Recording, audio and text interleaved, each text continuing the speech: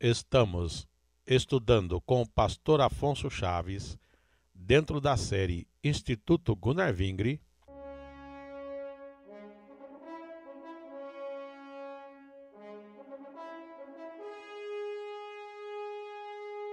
o Ministério de Jesus.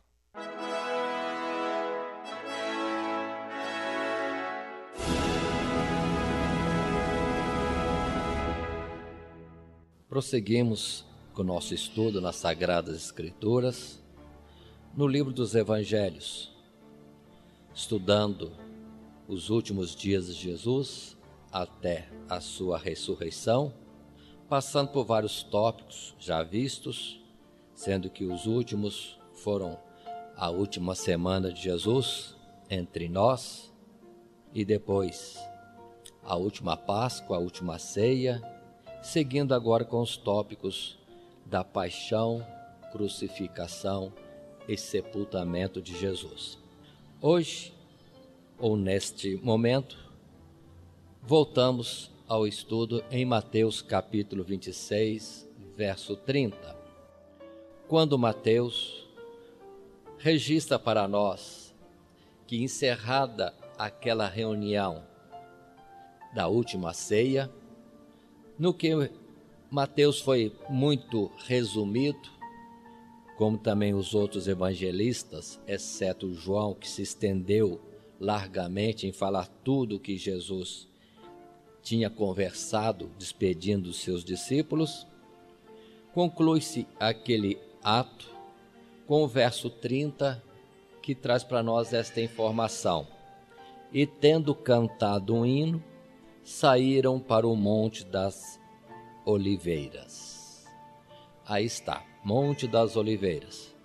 Jesus mostra aqui um costume, uma prática boa, de uma reunião, terminada a reunião, um cântico, mostrando que o Senhor Jesus também cantava, o que raramente se menciona nas Sagradas Escrituras, nos Evangelhos, que Jesus em algum momento esteve entoando algum cântico.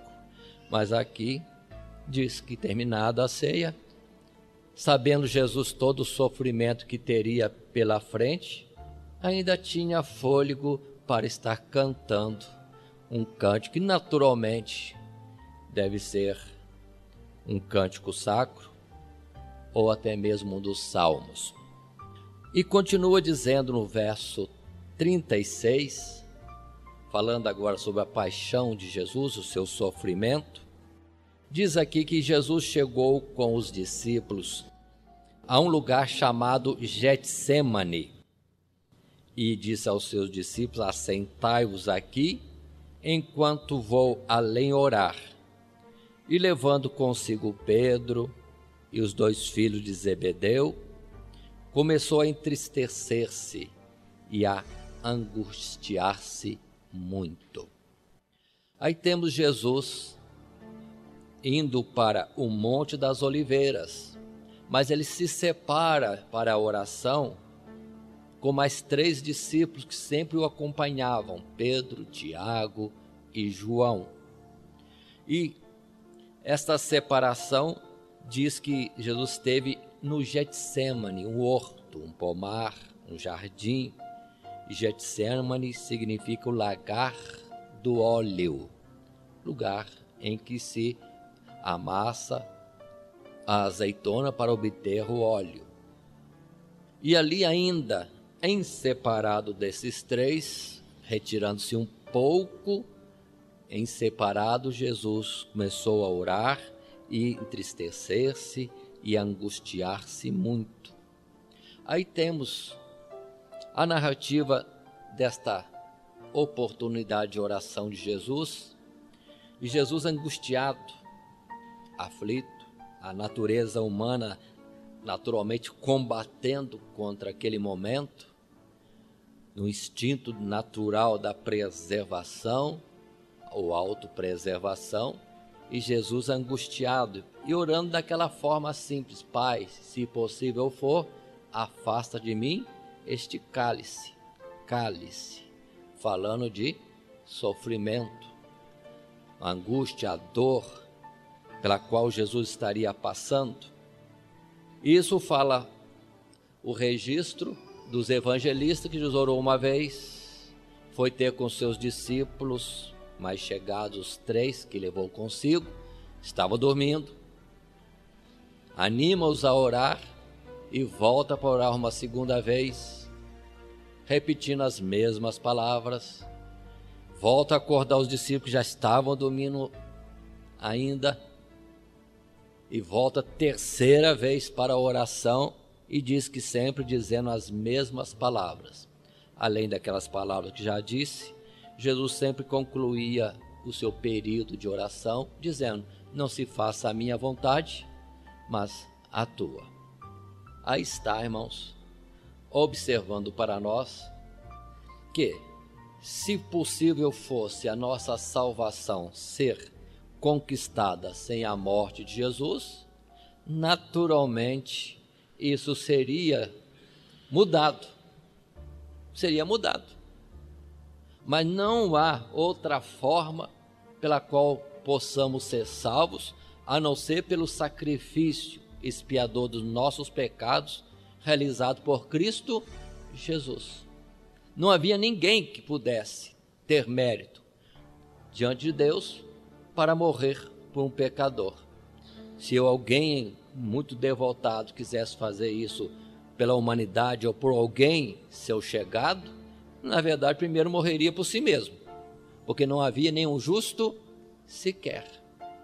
E nem aqueles que exaltam alguns santos ou homens que tiveram vidas impecáveis diante de Deus, até mesmo Maria, sua mãe, incorreto, porque cada um desses nasceu dentro da natureza humana com todas as suas falhas, e o que alcançaram de aperfeiçoamento ou aprovação foi justamente porque foram alcançados pela mesma misericórdia e atuação expiadora de Cristo Jesus. Então não havia nenhum justo sequer que pudesse morrer por nós. Ali no Getsêmani estava já a situação última: ou Jesus continua e somos salvos, ou se pela natureza humana recuasse, estávamos perdidos. Mas Jesus nos amou sabendo de tudo que ia passar. E naquela angústia da luta da carne contra o espírito, encerrava sempre nessas palavras: não faça-se ou não seja feita a minha vontade, mas a tua, e cessa o assunto. E a carne é dominada, é calada, para que se faça, execute a vontade de Deus. Observe, não há perdão de pecados sem derramamento de sangue. Lembrando que não é sangue propriamente, é vida. É vida por vida. E o único que tinha uma vida totalmente isenta de qualquer pecado, pelo que não poderia ou não precisaria passar pela condenação, foi Cristo Jesus. Lembremos, se nós morrermos em alguma atitude boa, seria tão somente para nós. Seria a sentença caindo sobre nós. Mas a palavra de Isaías diz: o castigo que nos traz a paz caiu sobre ele, e nós fomos sarados. Muito bem. Esta palavra sobre o Getsêmani, a oração de Getsêmani, é Lucas no capítulo 22, versos 43 e 44, é que vai colocar uns detalhes interessantes, como, por exemplo, Jesus orando naquela agonia, naquela ansiedade e expectativa dolorosa. Diz Lucas que um anjo veio do céu e o confortava. Isso mostra que sempre, nas nossas lutas e dificuldades, sempre Deus tem para nós a consolação, apresenta para nós o escape ou nos fortalece para aquilo pelo que devemos, na verdade, estar passando. Continua ainda a palavra dizendo em Lucas que, nesta angústia toda, orando intensamente, Jesus chegou a suar e ter no seu suor grandes gotas de sangue que corriam até ao chão. Então não era uma coisinha leve, não. Observe que o combate era grande demais, que a natureza humana estava no limite. Fisicamente, Jesus estava exausto, estava numa opressão tremenda. Lembrando que também ali tinha o combate das trevas, que não está escrito em lugar nenhum. Mas certamente, cada um de nós pode ter a sua experiência, é só tomar um período de oração, ou decidir-se por uma consagração, ou um jejum em um certo tempo, ou dificuldade para esse período de consagração, de oração, de jejum. Parece que tudo vem contra. É o próprio mal também que se levanta para nos impedir do propósito de nos aproximarmos mais de Deus. E assim, a natureza humana, físico de Jesus, chegou a esse extremo de suar gotas de sangue. Continua a palavra, voltando a Mateus, capítulo 26, verso 39. Aqui em 39 fala dessas várias vezes que Jesus vai e volta na oração.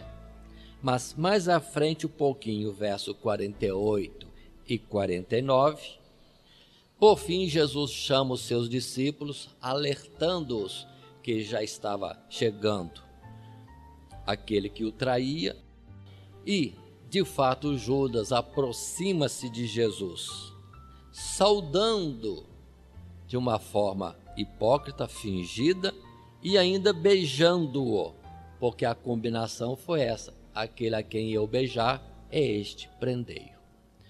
Fazendo observação que Jesus não tinha um destaque entre os seus discípulos.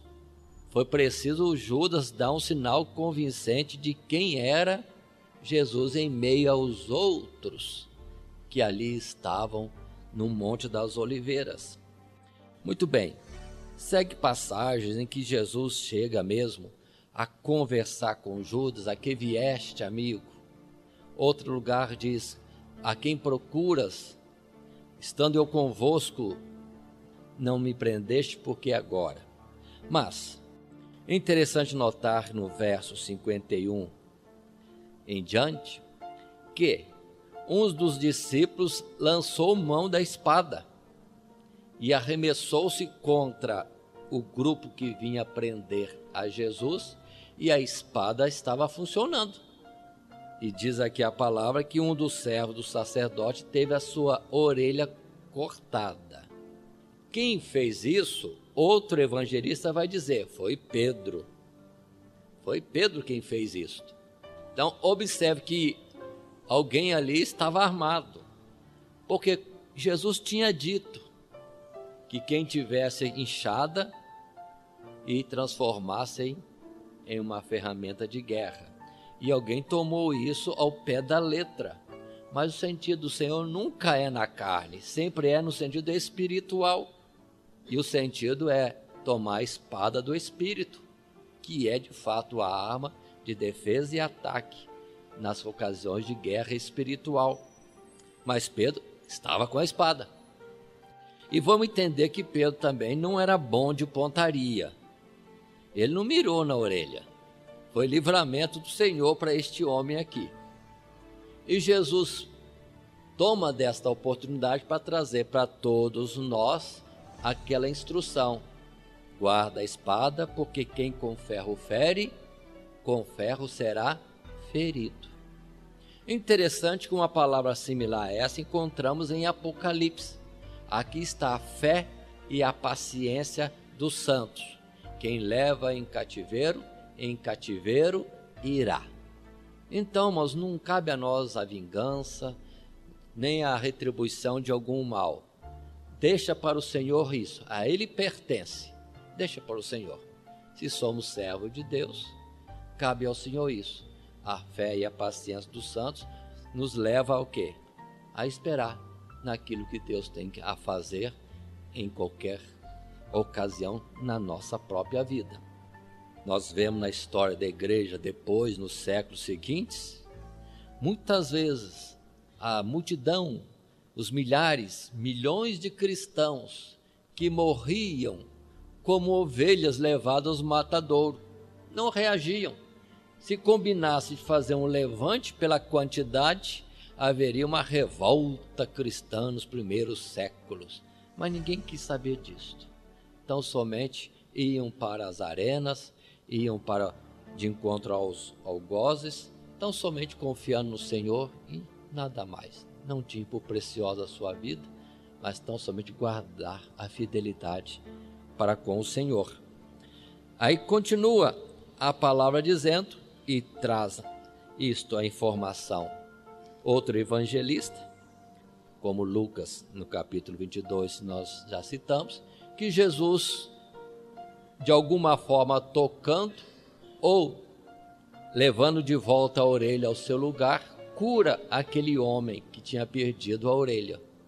E diz mais João que o nome daquele homem era Malco. Detalhes.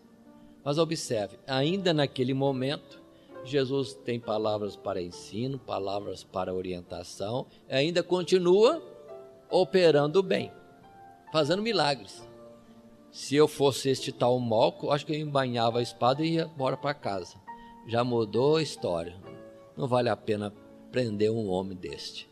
Mas deixa a história no céu, nós vamos ficar sabendo o que aconteceu com este Malco. Se veio um dia a considerar o feito do Senhor e a converter-se. Muito bem. Indo para João, capítulo 18, acho interessante que João escreveu uma coisinha que chama atenção. João, capítulo 18, verso 4. Sabendo, pois, Jesus todas as coisas que sobre ele haviam de vir, adiantou-se, narrativa de João, e pergunta: a quem buscais? E responderam-lhe: a Jesus o Nazareno. Disse-lhe Jesus: sou eu. Ao Jesus dizer sou eu ou eu sou, pronto. Aquele grupo de homens armados que vieram prender a Jesus, diz João, verso 6, quando pois lhes disse sou eu, recuaram e caíram por terra. Olha aí, um detalhezinho mostrando a divindade de Deus em Jesus, o grande eu sou. Foi só Jesus dizer eu sou, pronto. E já está o povo caindo por terra. Observe isso. Outro fato interessante que inibiria certamente se alguém tivesse o coração mais atento, e não iriam prender Jesus, iam procurar outro caminho. Mas não, aqui está. Jesus, com todo o seu poder, se entregando, e ninguém notando esses detalhes a respeito da sua divindade ali manifesta dessas formas. Continua os passos do nosso estudo. A paixão de Jesus. Sendo preso, Jesus é levado pelo grupo que o prendeu. Observem pela narrativa de João, capítulo 18, verso 12, o levaram não a uma audiência, vamos dizer assim, legal, oficial, para o julgarem, mas primeiro o levaram para a casa de Anás. Quem era Anás? Sogro de Caifás, que era o sumo sacerdote daquele ano. Então, de vez de levar as autoridades de fato, no caso a autoridade religiosa, o sumo sacerdote, não, foram levar a outro homem influente, o sogro do sumo sacerdote, para Anás. Não estava correto uma forma de se fazer isto, levar Jesus para ser interrogado numa casa ou num lugar diferente. E diz aqui a escritura na continuação desse texto que começaram a apertar Jesus, interrogando Jesus sobre sua doutrina, sobre os seus discípulos, e Jesus responde de uma forma simples, comum, dizendo que falava abertamente ao mundo, ensinava na sinagoga, ensinava no templo, todos os judeus sabiam, nada fez em oculto, e qualquer um que o ouviu poderia testificar dos seus ensinos. Alguém teve isso como sendo uma resposta má e chegou mesmo a ferir a Jesus. E Jesus pergunta: se falei mal, dá testemunho do mal, e se bem, por que me feres? E interessante que alguém disse que ele tinha falado contra o sumo sacerdote, mas ela estava na casa de Anás, que não era o sumo sacerdote. É alguém por estar envolvido, ser sogro do sumo sacerdote, alguém já está passando o ministério também para o outro. Feriu, falou contra o sumo sacerdote, mas não era o sumo sacerdote. Observe que é um juízo assim rápido, todo ele injusto contra o Senhor Jesus. Mas segue-se a narrativa. Em 18 de João, verso 24, é que por fim vai se falar que levaram Jesus manietado, ou seja, com as mãos presas, ao sumo sacerdote Caifás. Agora sim é levado ao sumo sacerdote Caifás. Mas voltando um pouquinho, observem que a expressão que nós lemos lá atrás no verso 13 deste capítulo disse que Caifás era o sumo sacerdote daquele ano. Será que eles já tinham mudado o costume ou o ensino de que o sumo sacerdote, uma vez constituído, era sumo sacerdote até a morte? Esta era a ordem da lei. Sumo sacerdote, uma vez investido desta missão, deste ministério, era até a morte. E aqui tem essa palavra, naquele ano. Eles mudavam agora de sumo sacerdote periodicamente? Se assim faziam, estavam incorretos diante da lei. Não era o que o Senhor tinha colocado. Mas vamos em frente. Indo agora observar os registros de Mateus capítulo 26, a partir do verso 59. Jesus está diante do conselho de anciãos principais do povo de Israel, chamado Sinédrio. O conselho já estava reunido. Deveria ser isso, no nosso modo de dizer, pela madrugada. O verso 59 diz assim: ora, os príncipes dos sacerdotes, os anciãos e todo o conselho buscavam falso testemunho contra Jesus, para poderem dar-lhe a morte. E não achavam, apesar de se apresentarem muitas testemunhas falsas. Mas por fim chegaram duas e disseram: este disse, eu posso derribar o templo de Deus e reedificá-lo em 3 dias. É uma palavra que de fato Jesus tinha dito, mas Jesus referia-se ao seu corpo, e eles colocaram no sentido de uma profanação aos olhos dos judeus, de alguém destruir o templo de Deus. Mas Jesus, nesse particular, não responde. É quando então o verso 63 nos mostra que o sumo sacerdote faz uma conjuração, na expressão, conjuro-te pelo Deus vivo, que nos digas se tu és o Cristo, o Filho de Deus. Pergunta direta, numa conjuração, numa invocação de Deus. E Jesus responde no verso 64, tu o disseste.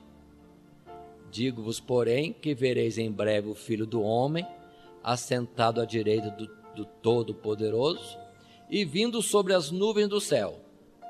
Jesus deu resposta, falou a verdade. E o verso 65, o sumo sacerdote então rasga as suas vestes, dizendo, blasfemou. Para que precisamos ainda de testemunhas? Eis que bem ouviste agora a sua blasfêmia. O sumo sacerdote dizendo que Jesus blasfemou porque disse que é filho de Deus. E lembremos que Jesus já apresentou esse argumento antes, que na verdade todo aquele que por Deus é chamado, eleito, consagrado, separado, a esses a palavra chama de deuses, ou conforme está escrito mesmo em Jó, quando se diz que Deus reuniu com seus filhos para uma decisão de alguma coisa, fato esse também citado no livro de Reis. Então esse fato de chamar a Deus como Pai e naturalmente dizer que é filho de Deus é coisa natural entre os israelitas. Mas para Jesus não valia essa palavra, não valia. Era blasfêmia Jesus dizer que era filho de Deus. É como hoje mesmo muitos dizem que Jesus salvou, que é salvo, que é filho de Deus, e por visão humana muitos não entendem, até caçoam. Mas Jesus veio para nos dar a adoção de filhos. Se alguém não tem, paciência. Se alguém não entende, ainda é possível entender e receber esse benefício. Mas para Jesus não valia esta palavra. Pronto.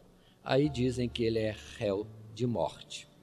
Na sequência, o verso 67 do capítulo 26, começa em Jesus uma sessão de violência, de agressões, de zombarias sobre Jesus. Aqui diz: cuspiram-lhe no rosto, lhe davam murros, outros o esbofeteavam e diziam: profetiza-nos, Cristo, quem é que te bateu? Então virou um grupo de religiosos ferindo aquele homem indefeso, Jesus, por causa dessa simples palavra: sou filho de Deus. Muito bem, já tinham tratado antes que queriam de qualquer forma levá-lo à morte. Se Jesus ficasse calado, seria morto também. Qualquer coisa que acontecesse, Jesus já estava com a sentença já determinada. É um juízo totalmente parcial esse aqui. E de homens religiosos na frente do povo de Deus. Continuando mais à frente, vai falar de Pedro, que conseguiu entrar no meio daquele grupo de pessoas, estava ali por perto, e que é reconhecido, é cobrado, mas ele nega uma vez, nega uma segunda vez, e chega mesmo a falar palavras ou imprecações, palavras graves, negando que era discípulo de Jesus. Em Mateus capítulo 26, vemos assim no verso 74: então começou ele, Pedro, a praguejar e a jurar, dizendo: não conheço esse homem. E imediatamente o galo cantou. O verso 75 diz: lembrou-se Pedro das palavras de Jesus, que lhe dissera: antes que o galo cante, 3 vezes me negarás. E saindo dali, chorou amargamente. Vamos considerar esse Pedro um pouquinho. De novo Pedro. E no particular, depois de toda aquela experiência com Jesus, de tanta coisa que prometeu, que falou, de fidelidade, que não abandonaria, estava pronto a morrer, aqui nega 3 vezes. E o galo canta, ele relembra tudo isso. O que ele afirmou, o que Jesus lhe preveniu, o que de fato acabou acontecendo. E aquilo lhe veio como um peso muito grande e entrou em choro amargo. Mas interessante, irmãos, eu acho que Lucas, na descrição que faz, foi muito mais forte. Vejamos Lucas capítulo 22, verso 61 e depois o 62. Por quê? Acabando Pedro de negar a Jesus pela 3ª vez, Lucas diz, verso 61, E virando-se o Senhor Jesus, olhou para Pedro. E Pedro lembrou-se das palavras do Senhor, como lhe tinha dito: antes que o galo cante hoje, me negarás 3 vezes. E saindo Pedro para fora, chorou amargamente.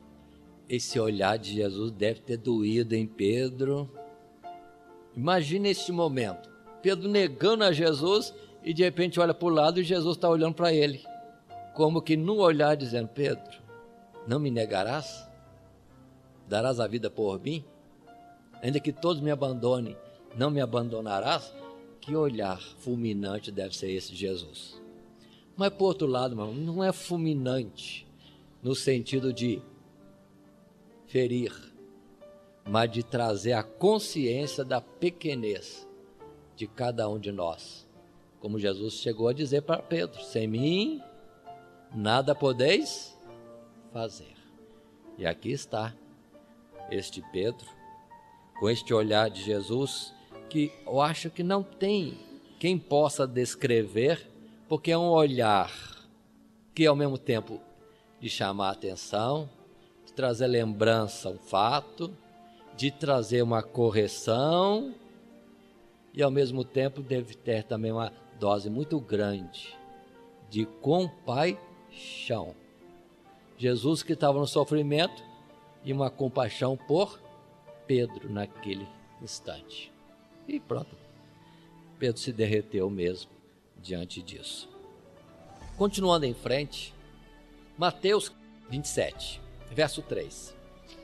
Observe que estamos indo de um evangelista para outro, porque na narrativa desses momentos do julgamento de Jesus, há detalhes que contam diferentemente uns dos outros, e a lembrança, a citação desses detalhes preenche mais, complementa mais toda a narrativa.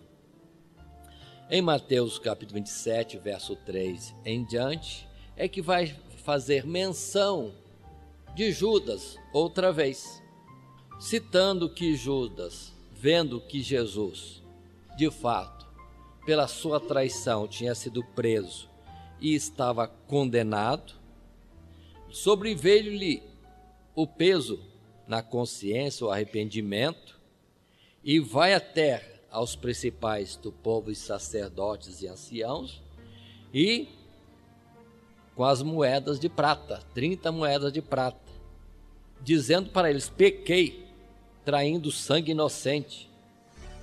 E a resposta daqueles homens foi simples, direta, curta, fria, ao dizer: que nos importa? Isso é contigo. Como se não fosse com eles também. E diz o verso 5, que ele, Judas, atirando para o templo as moedas de prata, retirou-se e foi-se enforcar. Aí está o preço da traição e tudo mais. O salário do pecado continua sendo a morte. Na continuidade, verso 6, verso seguinte, se fala que os sacerdotes tomam as moedas e, naquela ideia de santidade, vão dizer: essas moedas são preço de sangue, não convém colocá-las na salva de ofertas. E combinaram entre eles que fazer com aquelas moedas e decidiram comprar um campo de um oleiro, para deste campo fazer sepultura para os peregrinos que pudessem morrer em Jerusalém. Observem bem esse particular. E este campo chamou-se Campo de Sangue. Mas tudo isso já estava escrito lá em Zacarias, quando o Senhor, pelo Espírito de Deus, em Zacarias diz: que belo preço é este com que me avaliaram os filhos de Israel. Lança isso no templo, na casa do oleiro. Ué, no templo é casa de Deus, na casa do oleiro? Essa forma diversa de falar é porque de fato Judas lançou as moedas para o templo, mas elas foram destinadas à compra do terreno do oleiro. Literalmente, tudo isso se cumpria. Se aqueles homens eram religiosos, se liam as Sagradas Escrituras e os profetas, em especial Zacarias, que eu creio que liam, o que é que eles entenderam quando, após fazer isso, leram de novo Zacarias? Era para cair um temor e converter-se, buscar a misericórdia de Deus, porque estava declarado ali a sorte deles, contrários ao Senhor.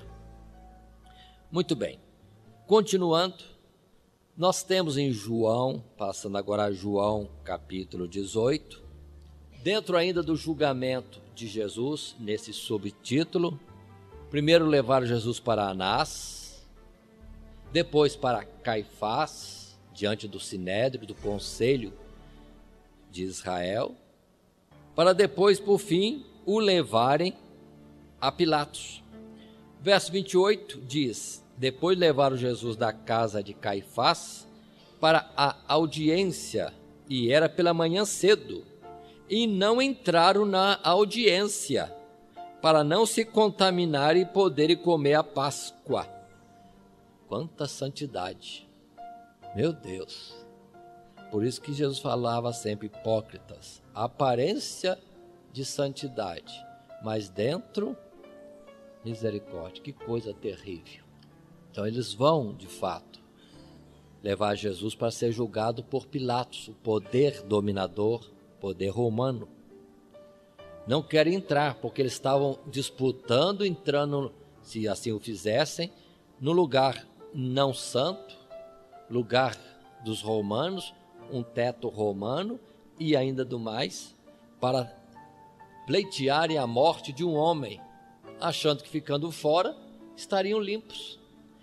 Porque observem, já estão na sexta-feira, pela manhã cedo já estão com esse procedimento, e à tardinha, ao pôr do sol, eles deveriam estar participando da Páscoa. Se tornassem imundos de alguma forma, segundo a sua tradição, ou se obedecesse à lei, segundo a lei, não poderiam participar da Páscoa. Então, observem, preço de traição, comprando um inocente, estão tratando de matar um inocente, mas dizem que não estão contaminados, porque isso aí quem vai fazer é o Pilatos. E de fato Pilatos chega a dizer: julguem vocês mesmos, julguem vocês mesmos. É o que Pilatos diz, verso 31, levai-o vós, julgai-o segundo a vossa lei. Disseram então os judeus, verso 31, a nós não nos é lícito matar pessoa alguma. Por que não é lícito matar? Os 10 mandamentos, e aquele em especial que diz: não matarás. Mas afinal, eles não estavam combinando há muito tempo em tomar a Jesus com dolo para o matarem? E querem dizer inocentes? Se o outro der a sentença de morte? Aí Pilatos se vê constrangido a ter que julgar a Jesus. E começam então as palavras do julgamento, quando se apresenta a acusação contra Jesus, que Jesus dizia ser rei dos judeus. Muito bem, verso 33. Tornou, pois, a entrar Pilatos na audiência, e chamou a Jesus e disse-lhe: tu és o rei dos judeus? Num outro registro dos evangelhos, temos a citação que Jesus não respondia de primeiro a Pilatos. Não respondia. E Pilatos chega mesmo a dizer: não respondes a mim que tenho poder para te libertar ou conduzir à morte? Mas aqui na narrativa de João, consta que Jesus respondeu a ele diante dessa pergunta, dizendo isso assim, verso 34. Respondeu Jesus: tu dizes isto de ti mesmo, ou disseram outros de mim? Pilatos respondeu: porventura sou judeu? a tua nação e os principais dos sacerdotes entregaram-te a mim. Que fizeste? E responde Jesus: o meu reino não é deste mundo. Se o meu reino fosse deste mundo, lutaria os meus servos para que eu não fosse entregue aos judeus. Mas agora, o meu reino não é daqui. Palavras firmes, claras, para mostrar que neste mundo Jesus não tem nada. E precisamos ter isso em consciência, porque a ideia comum é que Jesus vai voltar ainda a reinar neste mundo. O reino dele não é deste mundo, então a palavra nega a outra. Prefiro ficar com a palavra de Jesus que diz que o reino dele não é deste mundo mesmo. Tanto que já consideramos o ensino de Jesus em João 14, por exemplo, que ele foi e prometeu vir para nos levar, e não vir e ficar. Não, vem para nos buscar, para estarmos com ele definitivamente. E continua a palavra de Jesus dizendo: o meu reino não é deste mundo. Nós temos lido o verso 37, Pilatos conclui: logo tu és rei. Jesus respondeu: tu dizes que eu sou rei. Eu para isso nasci e para isso vim ao mundo, a fim de dar testemunho da verdade. Todo aquele que é da verdade ouve a minha voz. Disse-lhe Pilatos: que é a verdade? Uma pergunta. Mas ao mesmo tempo que ele fez a pergunta, ele já foi embora. Não esperou Jesus dizer o que é a verdade. Uma autoridade talvez acostumada aos meandros da política, do diz, que muitas vezes é como se não disse. Então o que é verdade? Nada tem sentido. Se esperasse uma resposta de Jesus, poderia ficar admirado o que é a verdade, mas não se interessou. E pelas palavras de Jesus serem simples, diretas e mostrando que não tinha nada a ver com os romanos, Pilatos foi dizer ao povo: não vejo nele crime algum. Jesus estava já declarado, por isso, inocente. Muito bem, mas a narrativa em detalhes, indo agora para a consulta do registro de Lucas, no capítulo 23, esta história que estamos estudando, do julgamento de Jesus, tem mais detalhes.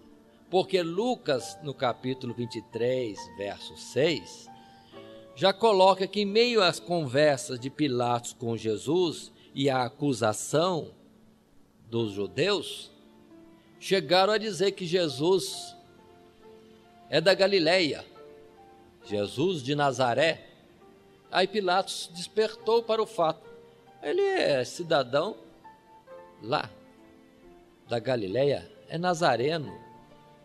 Isso não é da minha alçada julgar, territorialmente pertence a Herodes.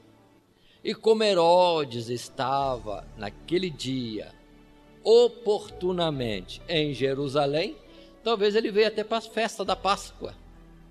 Será que ele fazia Páscoa também? Que blasfêmia! O inimigo do povo de Deus e de Deus estava ali também para a festa da Páscoa, e não era judeu. Não era judeu. Muito bem, observem que numa festa grande dos judeus, muitos vinham com o coração sincero para aquele momento, para aquela reunião, para aquela festividade, para aquele culto a Deus. Mas outros vinham socialmente. Então não estranhem isso. Em muitas reuniões, quanto maior o número de pessoas, pode acontecer de depararmos com pessoas cuja vida não testifique adequadamente de estarem num momento como aquele, um culto, numa santa ceia e outras ocasiões mais. Mas não pertence a nós o julgamento. Cada um dará conta de si a Deus. Pelo que, não estranhe e não se escandalizem.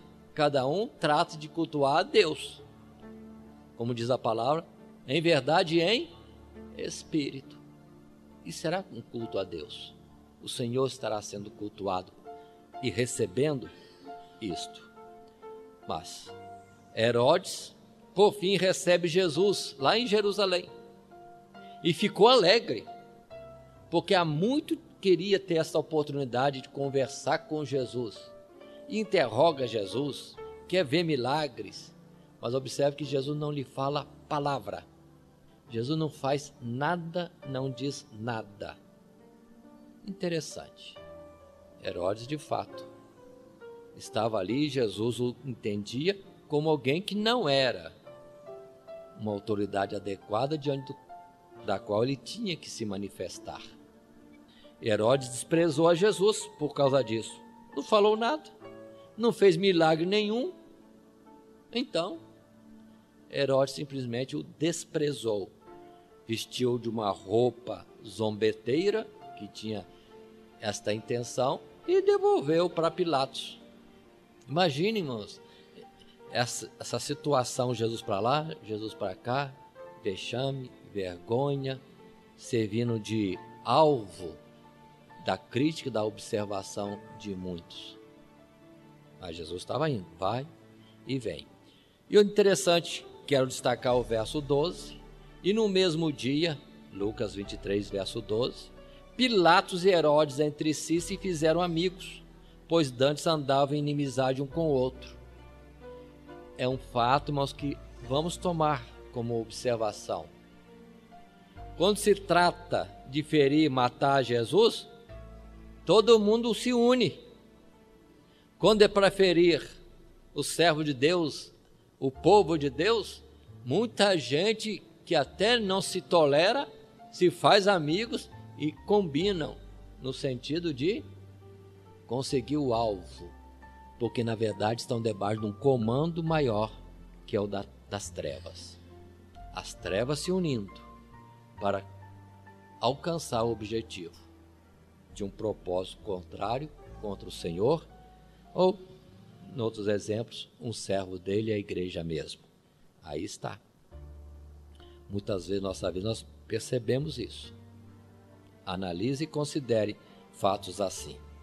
Mas continuando, indo à frente, voltando a João, capítulo 18, verso 39, Jesus sendo devolvido a Pilatos, Pilatos lembrou que por ocasião da Páscoa, festa, os romanos tinham um procedimento favorável no sentido dos judeus e libertavam um malfeitor, um preso.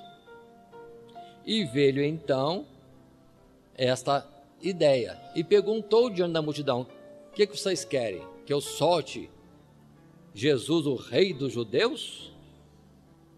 Ou então que eu solte a Barrabás? E Barrabás era homicida, era salteador, era um mau elemento no meio do próprio povo, e o povo não quer saber. Grita aos brados mesmo, dizendo: não, fora com Jesus e solte-nos Barrabás. Preferem o malfeitor, preferem o mal do que o bem. Só que, agora passando ao capítulo 19, depois de Jesus ter sido ferido,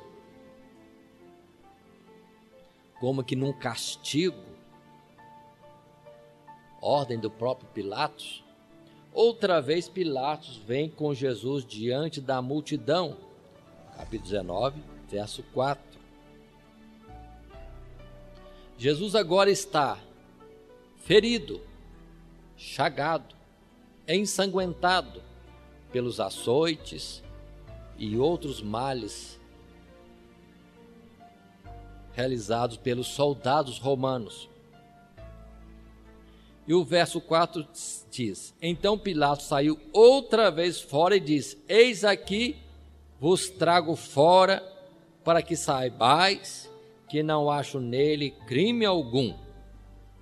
E saiu, pois, Jesus levando a coroa de espinhos e a veste de púrpura, e disse-lhes Pilatos, expressão de Pilatos: eis aqui o homem, eis aqui o homem. E a turba vai gritar: crucifica-o. No outro lugar se diz: que farei de Jesus chamado o Cristo? E a turma clama: crucifica-o. Observe que o julgamento de Jesus tem vários detalhes, vários procedimentos.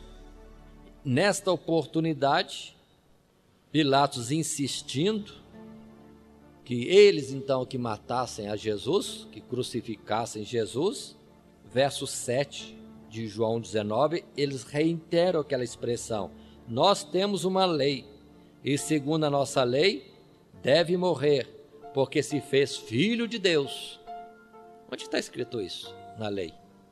Não existe esta expressão. Ao falarem desta forma, que ele se fez filho de Deus, Pilatos, mais que depressa, ficou temeroso. Diz o verso 8: e Pilatos, quando ouviu esta palavra, mais atemorizado ficou. Nesse ponto, eu quero lembrar uma palavra que está em Mateus, capítulo 27, verso 19.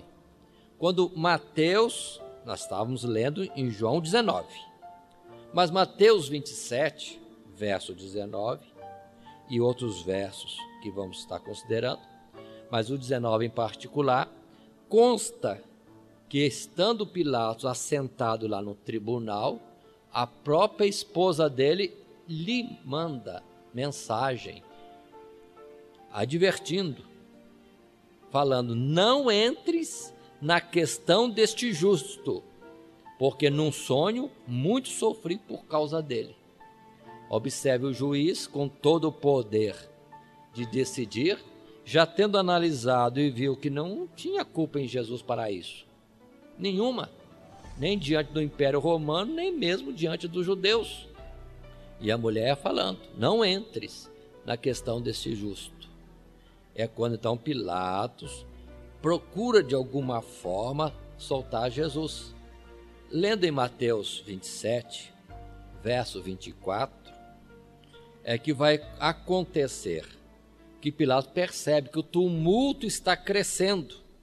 É quando ele vai lavar as mãos, vou repetir esse assunto daqui a pouco no outro registro, e diz para o povo: estou inocente do sangue deste justo.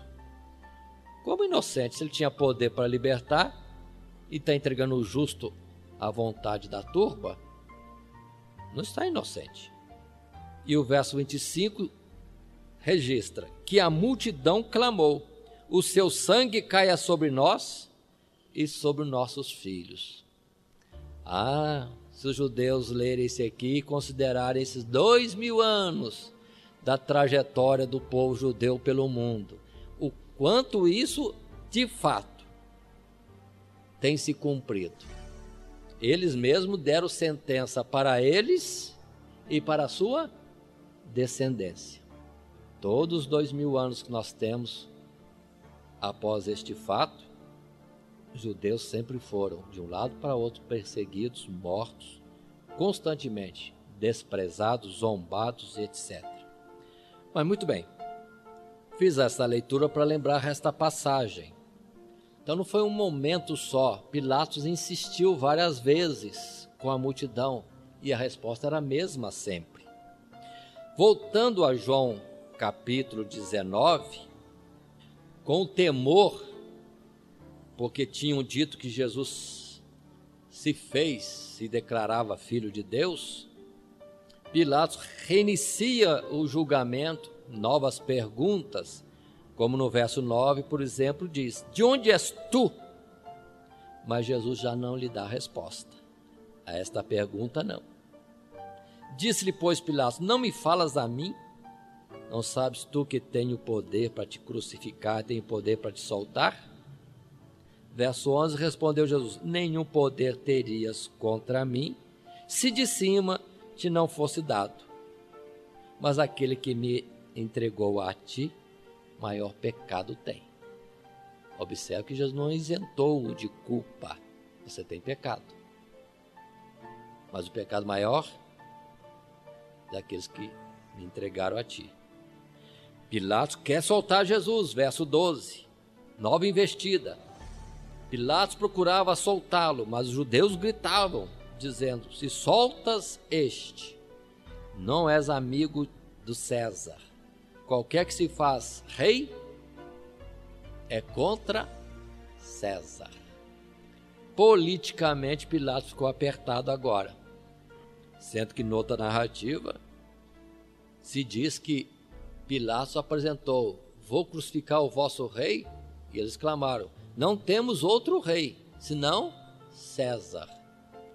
Falso, porque antes queriam livrar-se do domínio dos romanos.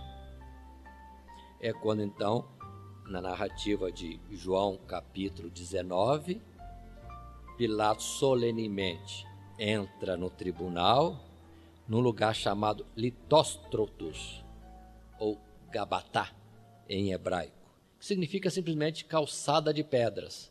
Um lugar solene, onde ele ali, de uma forma ritual, lava as mãos, dizendo que não tinha nada a ver com aquilo, e entrega Jesus para ser crucificado. Que qualidade de justiça existia já naquele mundo, naquele tempo. Que qualidade de justiça. Sabendo da inocência e dizendo que tinha poder, mas não. Prefere matar um justo do que contrariar o povo, ou então ficar numa situação difícil politicamente, como representante dos romanos ou representante de César. E assim Jesus é levado para ser crucificado. Nas narrativas de Mateus 27, temos a continuidade desses fatos, porque nem todos eles contam na mesma sequência. Jesus é outra vez agredido, é zombado, é ferido. Por fim, depois de maltratarem Jesus bastante, aí sim voltam para ele as vestes dele, que antes ele estava com vestes de zombaria, voltam a ele as vestes e é levado para ser crucificado. Muito bem. Falando da crucificação agora, outro subtítulo. Como sempre, isso é tratado pelos 4 evangelistas. Lendo em Lucas capítulo 23, verso 36, vemos Jesus na direção do Calvário. Mateus, Lucas falam diretamente, colocando numa situação, parece que Jesus não teria carregado a cruz, porque no Lucas 23, verso 26 diz: e quando o iam levando, tomaram um certo Simão Cirineu, que vinha do campo, e puseram-lhe a cruz às costas, para que a levasse após Jesus. Interessante que isto lemos em Lucas. Mateus fala algo semelhante. Se alguém for se deter nessas duas palavras de registro, Mateus e Lucas, parece que Jesus não carregou a cruz. O único detalhe que nós encontramos é o registro de João capítulo 19, verso 17, que lá em João diz: levando ele, Jesus, a cruz. Pronto. Então, de fato, por um pouco de tempo, não se dizendo direito quanto tempo, Jesus teve a cruz sobre os ombros e carregou. Só que logo já intimaram, colocaram a Simão, que era Cirineu, da cidade de Cirene, ou da terra de Cirene, para carregar a cruz por Jesus. Observem que aqui vemos a caminhada para o Calvário e não consta nos 4 evangelistas que Jesus tenha caído uma vez, 2 vezes, 3 vezes. Não sabemos de onde surgiu esta tradição por aí. E às vezes soa mal, como que Jesus não estava sendo vitorioso na missão de levar a cruz. Outra narrativa de tradição que não está nos textos sagrados, que tenha vindo uma mulher chamada Verônica e que com uma toalha foi enxugar o rosto de Jesus e que o rosto de Jesus ficou estampado naquela toalha. Também não consta isto. Interessante essas coisas, a gente vê como que a religiosidade muitas vezes vai criando afirmações que não são verdadeiras. Até hoje, muitas coisas colocadas, às vezes são só do ouvir dizer e passam em frente, e fica um dito que não está escrito. Por isso é bom conferir com as Sagradas Escrituras. Não existe nada disso.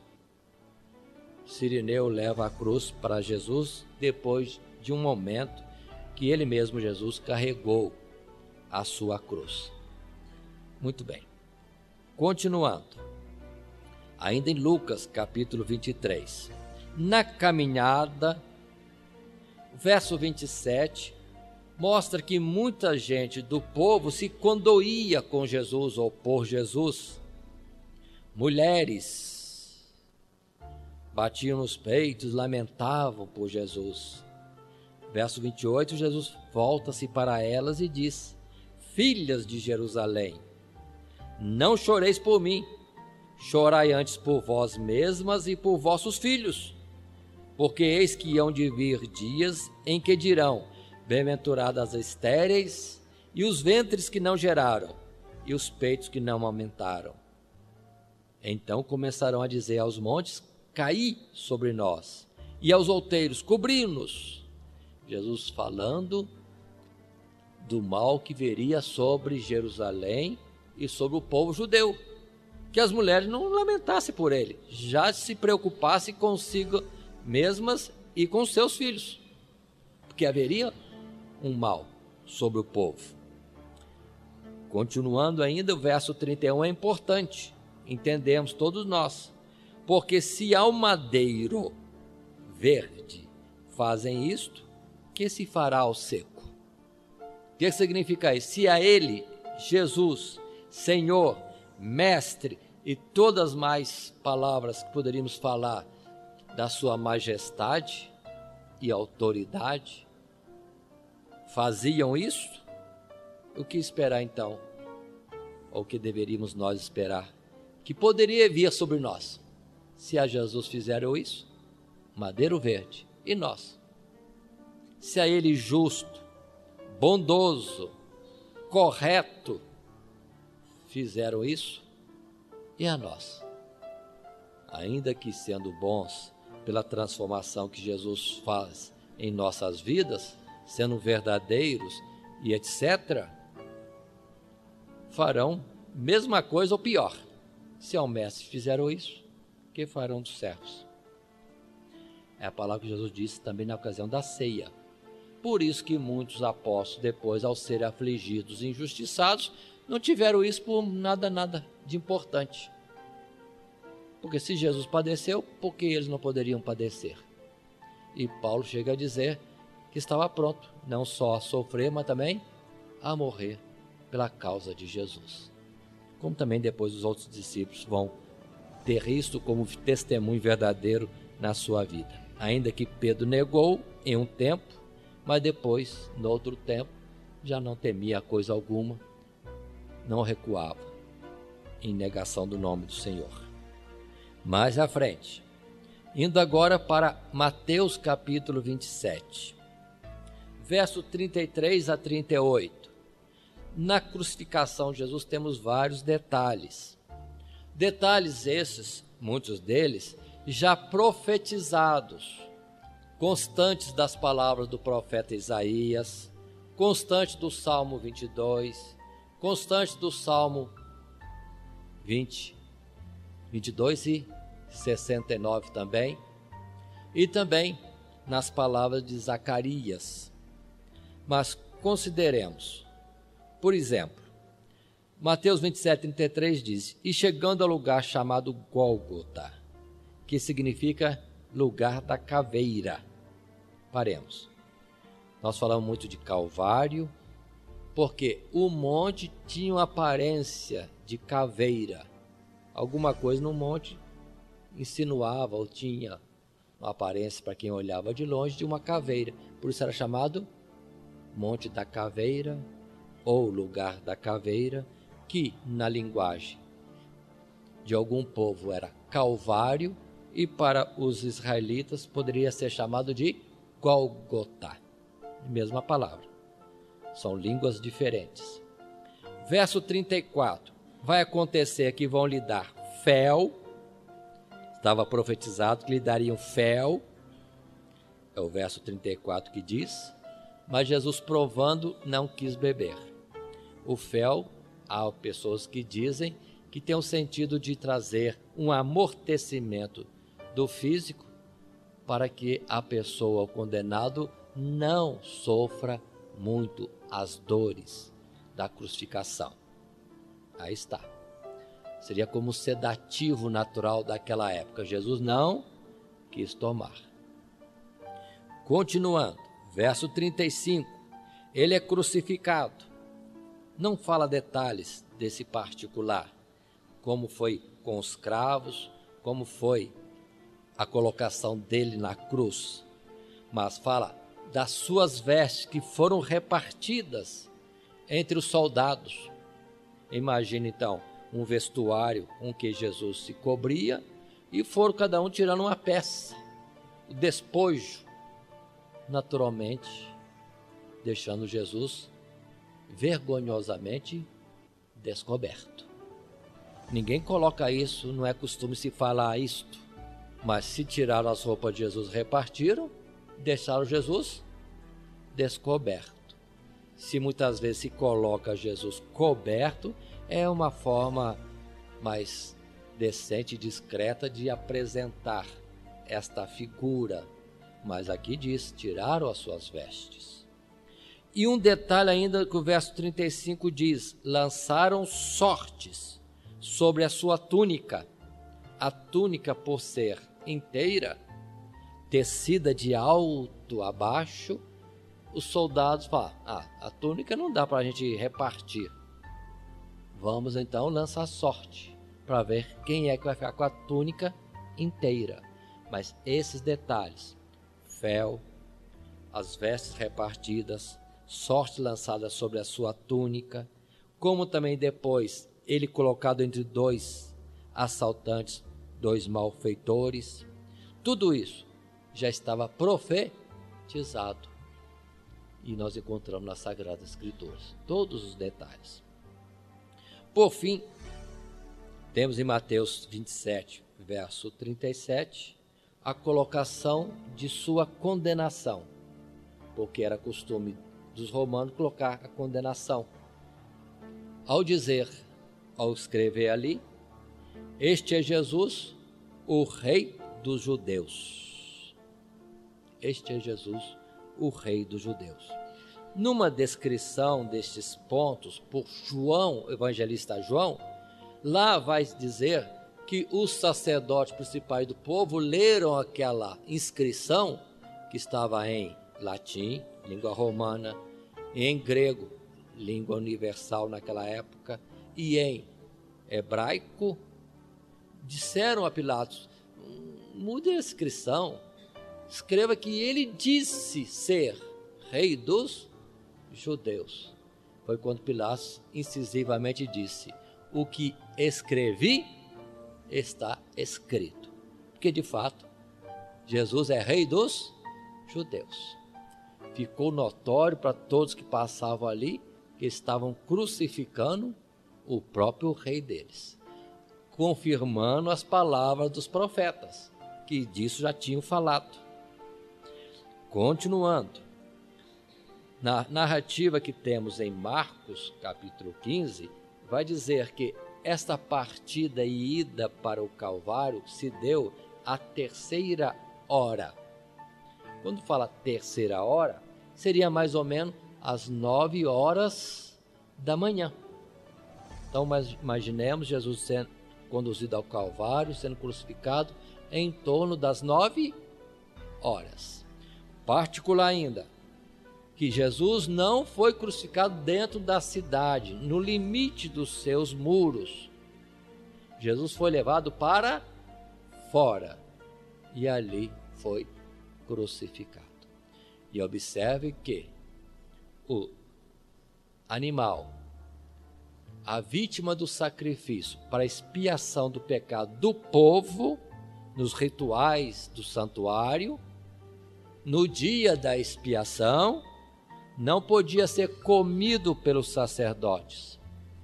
Deveria ser levado e queimado fora. Então, estava ali colocado mais uma coisa da lei, que Jesus não seria morto dentro, mas fora dos limites de Jerusalém, fora do santuário. E assim cumpriu-se isso, para depois o escritor de Hebreus dizendo para nós sairmos fora, levando o vitupério de Cristo Jesus. Nós não temos de fato aqui neste mundo coisa alguma. Não sejamos deste mundo. É uma consideração que Hebreus quer dizer. Saiamos fora, ao encontro de Jesus. Nesse sentido de vivermos a realidade da vida de Jesus. Nós temos em muitos objetos colocados para devoção, às vezes só como figura que traz a crucificação de Jesus, as palavras INRI, mas na verdade não eram essas letras que estavam na sentença de Jesus, era só uma representatividade, porque no letreiro, na sentença de Jesus, tinha em 3 línguas: este é Jesus, Rei dos Judeus. É aquela inscrição que hoje temos abreviada, INRI, significa uma abreviatura baseada no latim, ou que seria dito Iesus Nazarenus Rex Iudeorum. Jesus Nazareno, Rei dos Judeus. Só que em hebraico não tem a letra J, por isso vem I, Iesus, Jerusalém. Então, I de Jesus, N de Nazareno, Rex, Rei, e o Deorum, dos judeus ou de Jerusalém. Observe essas colocações. Muito bem, vamos em frente. Nós vamos agora para Lucas capítulo 23, verso 39. Lucas 23, diferente de Mateus, por exemplo, quando se fala que zombavam de Jesus, todos que ali estavam, incluindo nisso até os próprios malfeitores, uma coisa profetizada no Salmo 22, que os que estavam diante dele meneavam a cabeça e zombavam, confiou em Deus, que Deus te livre. Uma expressão análoga do que diziam a Jesus. Se és o Cristo, se confiou em Deus, desça da cruz e creremos em ti. Mas Lucas, no capítulo 23, verso 39 e alguns versos à frente, é que vai colocar, não, nem todos estavam zombando de Jesus. Um dos malfeitores, naquela cena, tem a consideração de observar que Jesus estava sendo condenado sem merecer. E chega a dizer para o seu colega: nós estamos aqui porque merecemos, fizemos coisas erradas, mas ele nenhum mal fez. E voltando para Jesus, pede: lembra-te de mim quando entrares no teu reino. Palavra simples, último momento. Que feliz oportunidade teve este homem malfeitor. Muitos colocam ele como São, aí dá um nome como se ele fosse um santo. Não, ele era malfeitor mesmo. Ali estava representado nitidamente o Criador e as suas criaturas.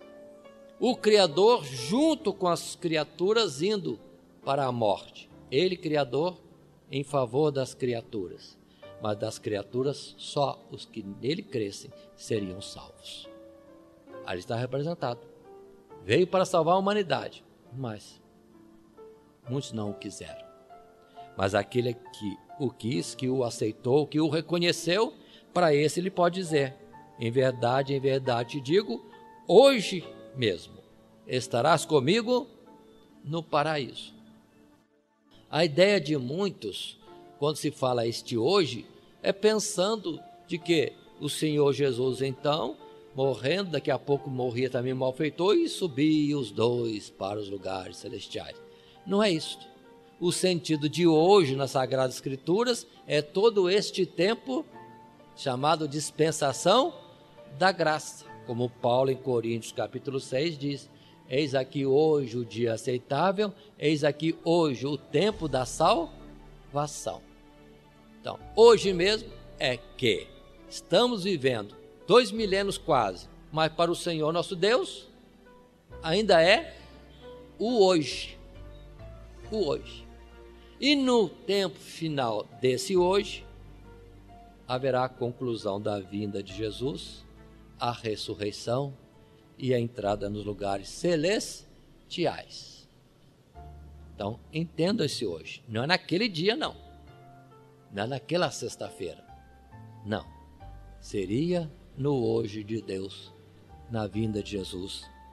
Como Pedro disse, um dia para o Senhor é como 1000 anos. Se Pedro tivesse aqui, ele ia corrigir um pouquinho a palavra, dizendo: um dia para o Senhor como 2000 anos, 2000 anos como um dia, porque já temos 2000 anos quase.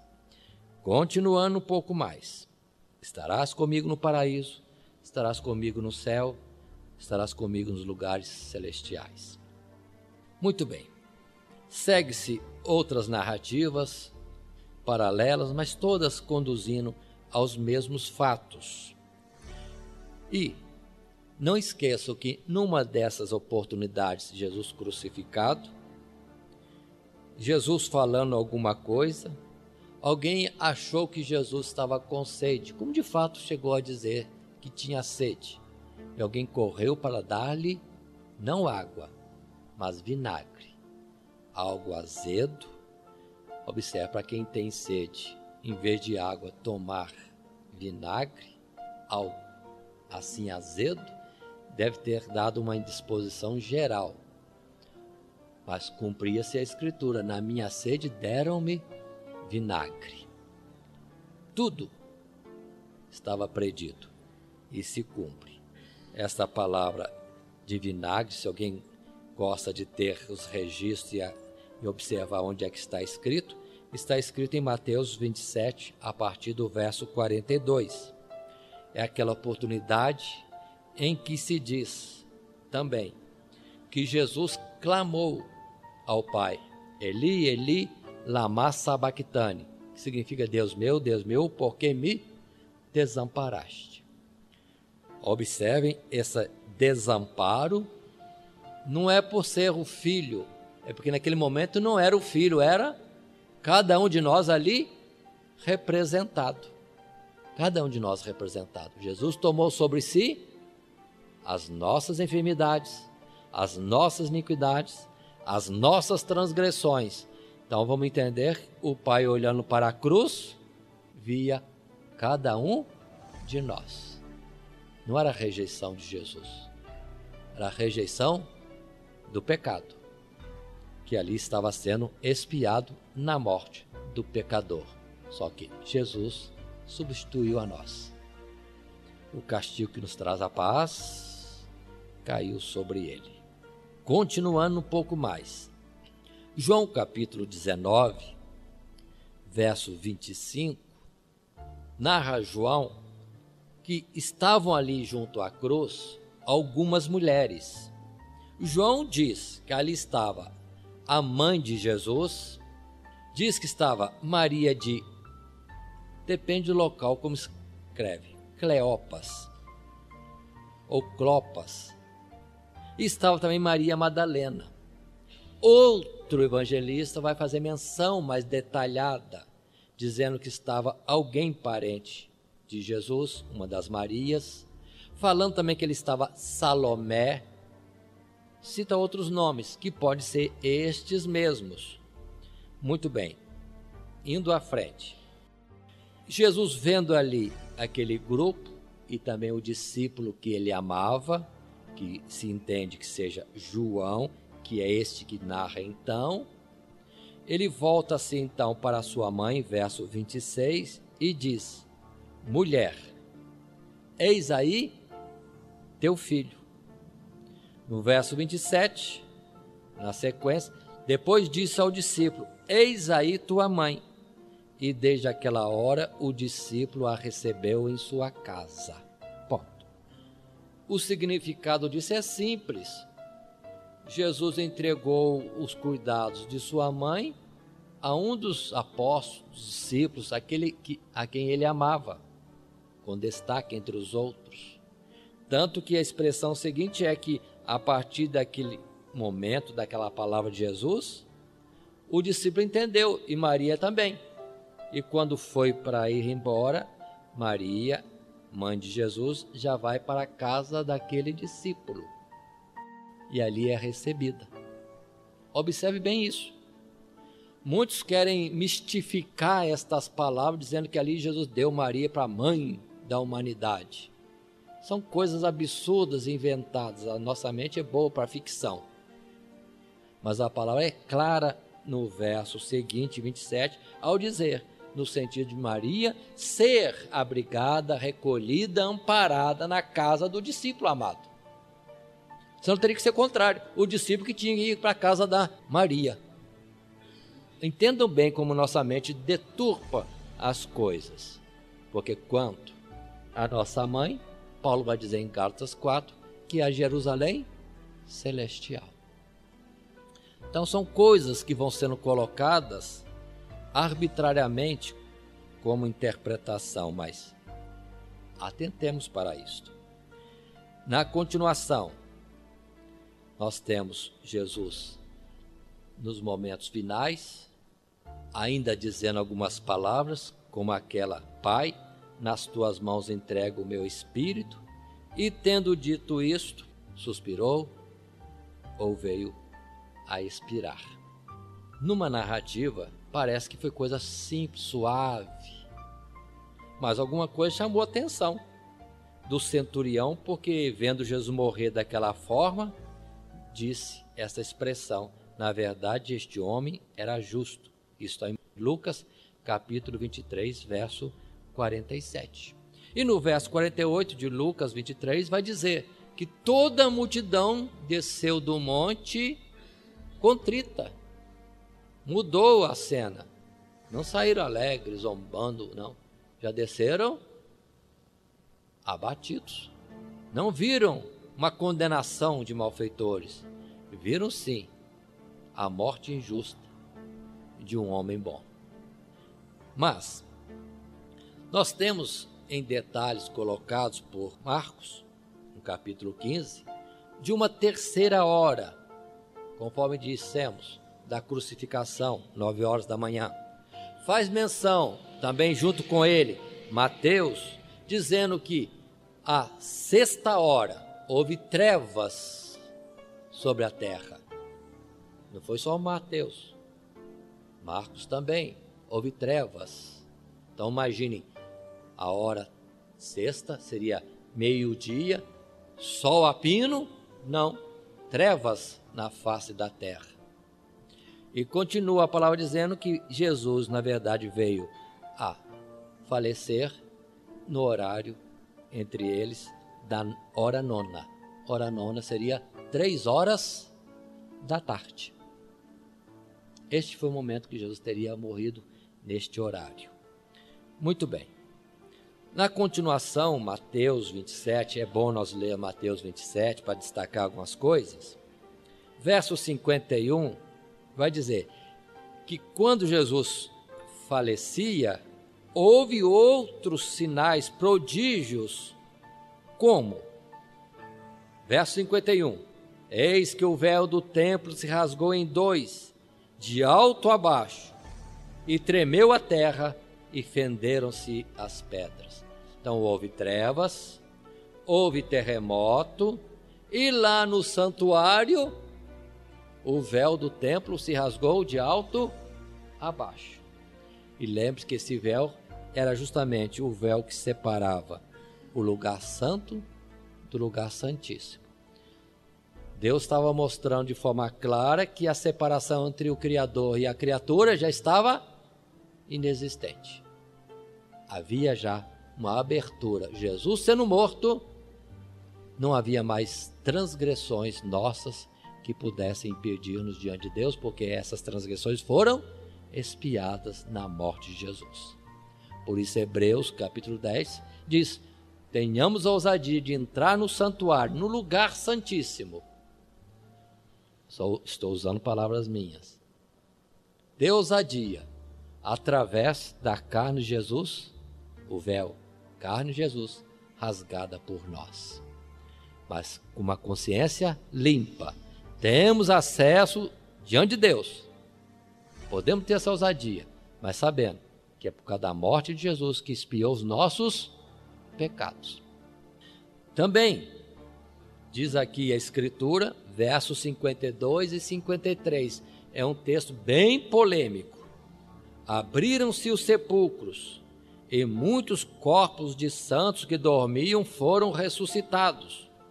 Quem lê esse verso 52, agora, 52, tem a impressão de que Jesus morria na cruz do Calvário, trevas na natureza, terremoto e os sepulcros sendo abertos e antes defuntos saindo ressuscitados.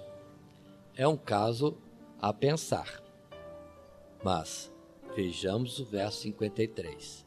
Saindo dos sepulcros, depois da ressurreição dele, entraram na cidade santa e apareceram a muitos.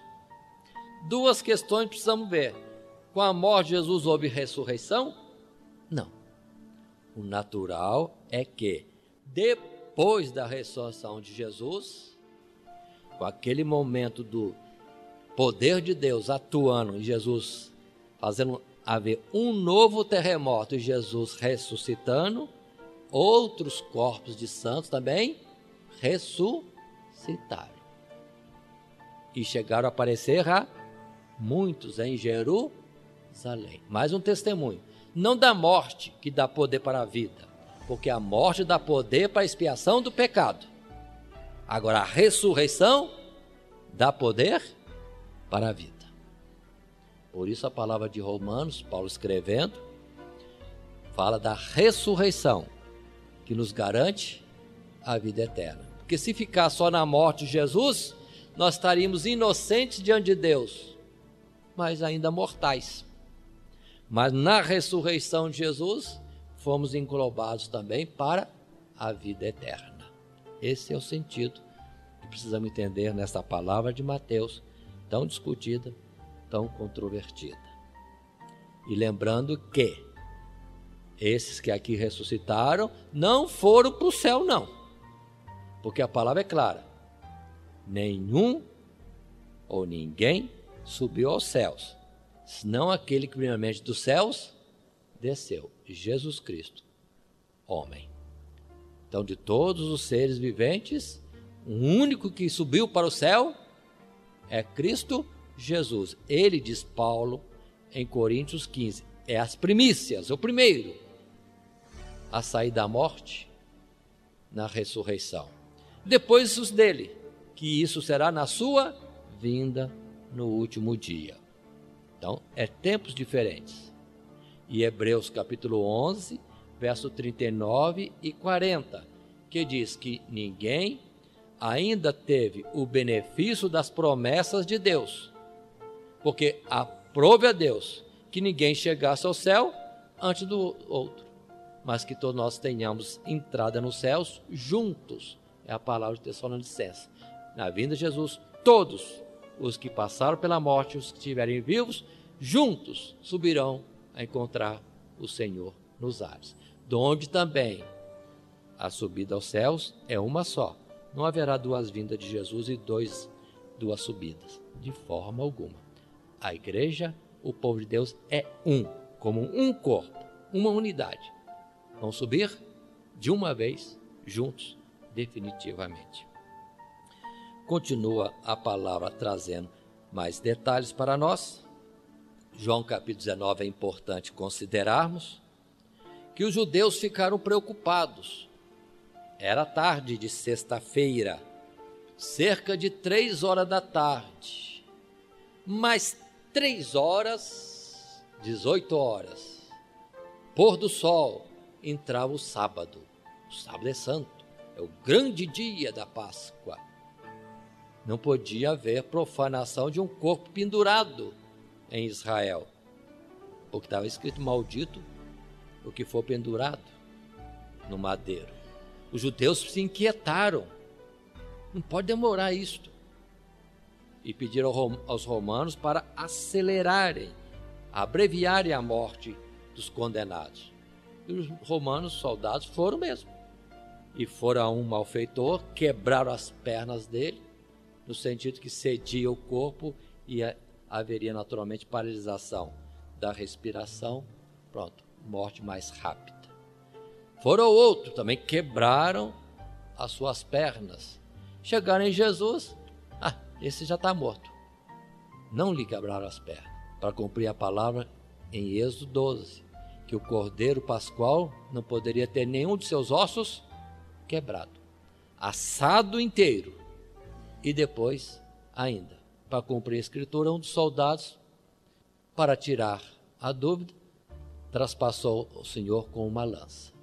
E diz João no capítulo 19, verso 31 em diante, e ele viu sair sangue e água. Jesus se vazava, se derramava inteiramente pela humanidade. Para cumprir a palavra que diz: verão aquele a quem traspassaram.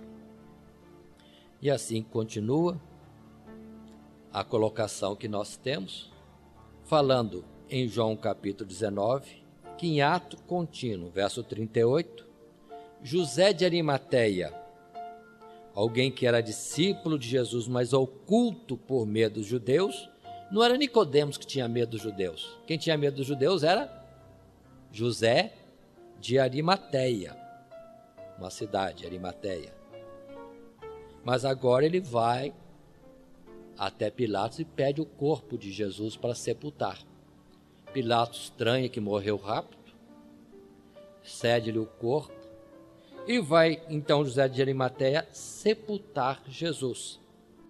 E diz o verso 39 de João 19 que também Nicodemos foi levando também perfumarias para ali fazer o sepultamento do Senhor. Em João 19, versos 40 em diante, coloca que Jesus foi conduzido então a um sepulcro que estava ali mesmo perto, um sepulcro novo, onde ninguém tinha sido sepultado. Ali Jesus foi posto, e com uma vantagem, que o sepulcro estava perto, e já estava chegando a hora de entrada do sábado, no pôr do sol. Lá em Mateus 27, 59, vai dizer que rolaram uma pedra grande para o sepulcro. João não fala dessa pedra, é Mateus que fala.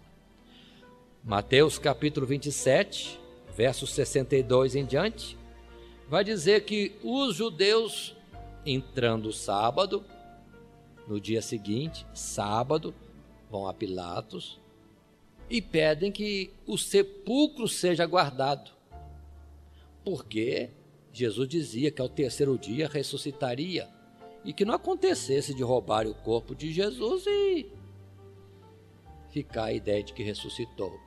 E Pilatos não se envolve nessa oportunidade, dizendo: vocês têm guarda, vocês guardem a sepultura. E os sacerdotes então levam aqueles que têm que ir proteger, guardar, vigiar a sepultura de Jesus, tendo até mesmo cuidado de lacrar a pedra que ali fora colocada.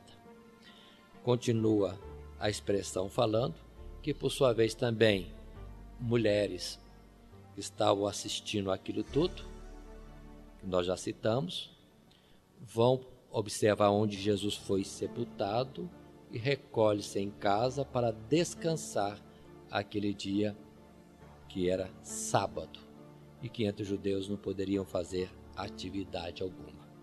Assim nós encerramos esse assunto, o título maior que demos, os últimos dias de Jesus antes da ressurreição, e agora, tendo considerado nesta oportunidade os estudos da paixão de Jesus, a sua crucificação e o seu sepultamento. Se observarem, os evangelistas vão dizer que Jesus foi sepultado com perfumarias, Jesus foi sepultado no sepulcro novo para cumprir as escrituras, que estava predito que seria em sepulcro novo. E ainda o detalhe que eu quero ressaltar, em lençóis finos. Coloco isso porque hoje nós temos os chamados santo sudário, mas não é um lençol fino, entendo que não é um lençol fino, é um lençol meio grossinho. Então fica também a dúvida desse particular. Mas vamos interromper o nosso estudo para dar continuidade em oportunidade seguinte. Que Deus nos abençoe em Cristo Jesus. Amém.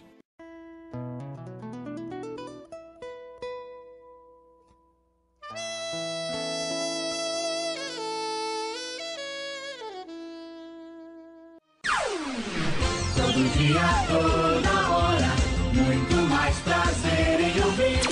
Radionet Grata Nova. O Web Rádio, a qualidade que faz a diferença, cada vez mais necessária. Rede Grata Nova de Evangelização. Acesse nosso site www.horadadecisão.com.br. Hora da Decisão, tudo junto, sem acento.